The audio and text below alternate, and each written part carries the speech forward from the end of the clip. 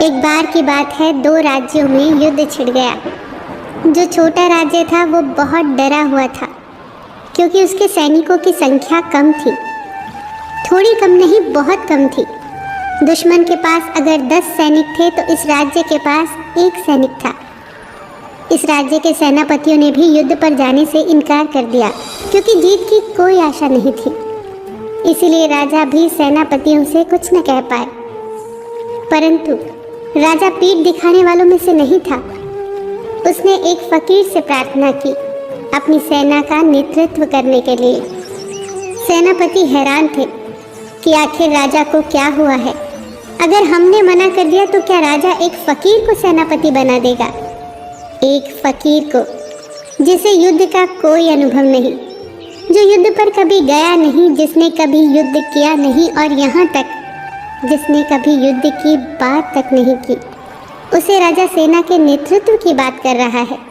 बड़ी अव्यावहारिक बात थी, पर वो फकीर राजी हो गया। राजा को डर तो था, पर पीठ दिखाने से बेहतर था वीर गति को प्राप्त होना। सैनिक भी फकीर के साथ जाने से डर रहे थे, पर फकीर जोश से भरा हुआ था। सेनापति भी पीछे पीछे हो लिए कि भला देखे तो सही आखिर होता क्या है। जहाँ दुश्मन के पड़ाव पड़े थे उससे कुछ ही दूर एक छोटा सा मंदिर था। वहाँ फकीर ने सारे सैनिकों को इकट्ठा कर लिया और बोला, इससे पहले कि हम युद्ध पर जाएं, कम से कम भगवान से आशीर्वाद तो ले लें। उनसे पूछ तो ले आखिर उनकी मर्जी क्या है। अगर जीतना है तो आगे बढ़ जाएंगे और अगर हारना है तो वापस लौट जाएंगे। राजा से कह देंगे कि भगवान की मर्जी यही है कि हमारी हार निश्चित है, तो व्यर्थ में हम क्यों मरे। सैनिक भी इस बात पर राजी हो गए क्योंकि वो भीतर से डरे हुए थे। उस फकीर ने हाथ जोड़कर आंख बंद करके भगवान से प्रार्थना की। अपनी झोली से एक सिक्का निकाला और भगवान से कहा, हे भगवान, ये सिक्का मैं ऊपर उछालूंगा। अगर ये सीधा गिरा तो जीत हमारी होगी और अगर ये उल्टा गिरा तो हमारी हार निश्चित है। प्रभु, अब सब तेरे हाथ में है। सभी की नज़र उस सिक्के पर टिकी थी। फकीर ने सिक्का उछाला। चमचमाती धूप में सिक्का जोर से चमका और नीचे गिर गया। सिक्का सीधा गिरा था। जीत तो निश्चित थी। फकीर ने सैनिकों से कहा, अब फिक्र छोड़ दो। ये ख्याल अपने दिल से निकाल दो कि तुम हार सकते हो। अब इस धरती पर तुम्हें कोई हरा नहीं सकता। ईश्वर का आशीर्वाद अब हमारे साथ है। बस फिर क्या था।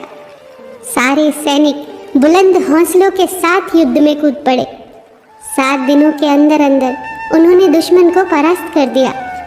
उसी सेना को जो आकार में उनसे 10 गुना बड़ी थी। उन्होंने उस युद्ध को जीता जिस युद्ध को जीतना उन्हें असंभव लग रहा था।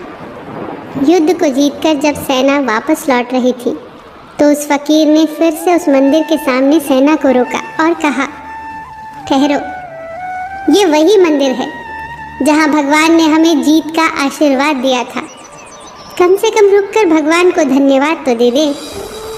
सारे सैनिक रुके और हाथ जोड़कर भगवान से प्रार्थना करने लगे, हे ईश्वर, तेरे इशारे और तेरी कृपा से ही हम जीते हैं।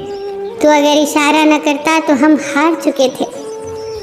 फकीर ये सब देख रहा था। सैनिक जब प्रार्थना करके वापस लौटने लगे तो फकीर ने कहा, ठहरो, कम से कम इस सिक्के को भी देख लो जिसने हमारी जीत का फैसला किया था। फकीर ने सिक्का निकाला और सैनिकों को दिखाया। सिक्का दोनों तरफ से सीधा था। उसमें कोई उल्टा हिस्सा था ही नहीं। उसे तो जैसे गिराओगे उसे सीधा ही गिरना था। अब फकीर ने कहा, सैनिकों, अब तुम खुद को धन्यवाद दो।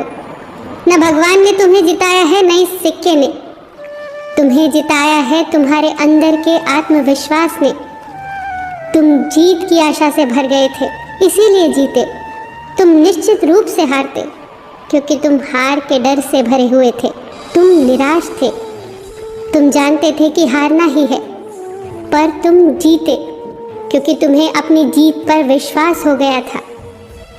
दोस्तों, जीवन में सफलता इस बात पर निर्भर करती है कि हम जीत की आशा से भरे हुए हैं या हार से डरे हुए हैं।